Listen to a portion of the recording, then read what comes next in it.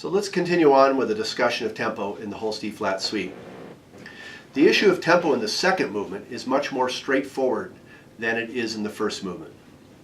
One must find a sufficiently bright vivace tempo that keeps the music on its toes and is at the same time playable by the band. Ideally, I prefer a tempo that is about 152 beats per minute.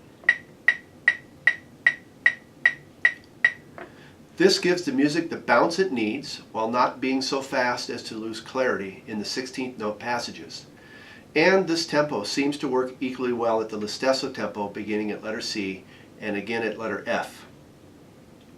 Now, while the greatest challenge of the first movement was to make subtle variations in tempo to suit the music, the challenge of movement 2 is to maintain a perfectly steady pulse from beginning to end.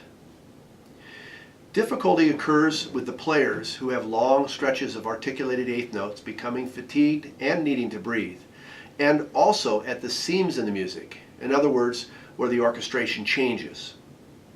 Those are the places where the rhythm tends to stumble. For this movement to have stability of pulse, the band must be able to play consistently stable eighth notes from the beginning of the movement to letter C, and again from measure 231 to the end of the movement. So as a rehearsal strategy, it's helpful to remove all of the melodic parts and rehearse only the motor rhythm in these sections until the pulse stabilizes. Doing so requires the players to pay attention to their role as providers of pulse. It also calls attention to where the roles change and gives the players awareness of the orchestration. Once the pulse becomes stable, reinsert the melodic material. With groups of lesser ability, this process could take several weeks before the rhythmic and melodic material fully integrates. The third movement is also straightforward with respect to tempo. One must select an appropriate tempo that works throughout the movement and maintain a steady pulse. It may be helpful to rehearse the bass line separately from letter A to measure 362 and have the players focus on the upbeat rests, perhaps even using the other players to provide sound on the upbeat rests, so that they avoid crushing the quarter notes and rushing the pulse. The pulling back of the tempo at the meno mosso at measure 436 can be fairly substantial.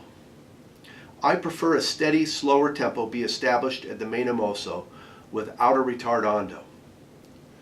The interpretation of the pio mosso at measure 443 is open to debate as to whether one should return to the tempo before the meno mosso, as if it were marked a tempo, or utilize an even faster tempo. Personally, I prefer the faster tempo to increase the excitement and anticipation of the end of the piece. One more issue that is related to time is how to move between the movements. We know that Holst indicated there should be no break between movements, but did he mean this literally? Personally, I believe there should be a very short pause between movements, about the time it takes for the resonance to clear the room and players to take a fresh breath. Anything longer gives finality to each movement, something that Holst wished to avoid. Here's one more thing.